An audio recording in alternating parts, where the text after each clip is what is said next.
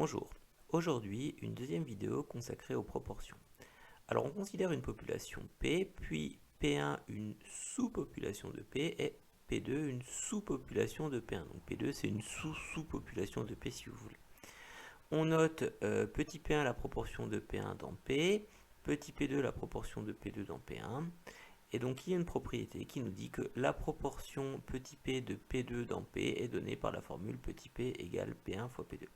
Or tout ça a l'air très compliqué, en fait si on fait un petit dessin tout s'éclaircit. Donc on a notre population P, à l'intérieur une sous-population P1 et P2 une sous-population de P1. Donc du coup petit P1 c'est la proportion de P1 dans P, donc on sait que pour passer de l'effectif de P à l'effectif de P1 il faut multiplier l'effectif de P par petit P1.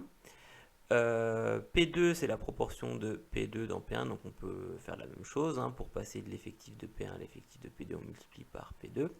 Et bien qu'est-ce que nous dit la propriété? Elle nous dit que pour passer de l'effectif de P à l'effectif de P2 directement, et bien la proportion c'est petit P1 fois petit P2. Alors cette propriété, elle a l'air un peu compliquée comme ça, avec toutes ces notations, mais en réalité elle est assez simple.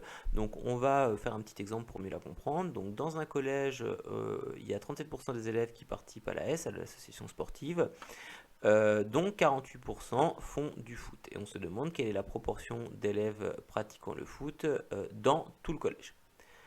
Alors déjà oui, je précise quand même que toutes les proportions qui y sont données, il va falloir les convertir sous forme décimale, puisque dans la propriété précédente, hein, je ne l'ai pas précisé, mais il faut bien comprendre que toutes les proportions, petit p, petit p1 et petit p2, sont sous forme décimale.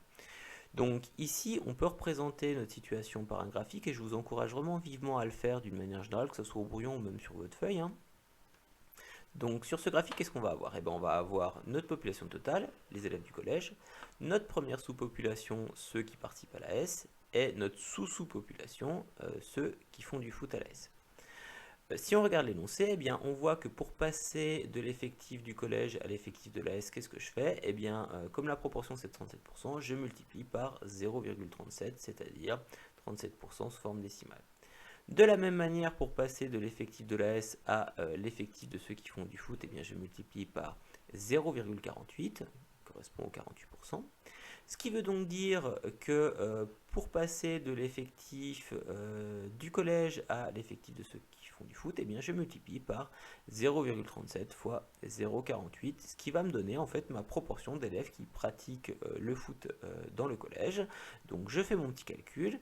La proportion d'élèves pratiquant le foot dans le collège est donc 0,37 fois 0,48, donc la calculatrice nous donne environ 0,18, donc ça c'est sous forme décimale, et il ne me reste plus qu'à convertir en pourcentage, ce qui donne donc 18%. Petite remarque, dans l'exemple précédent, on constate que l'on n'a pas besoin de connaître les effectifs pour calculer la proportion souhaitée. En effet, hein, je ne connais ni l'effectif du collège, ni celui de la S, ni celui de ceux qui font du foot.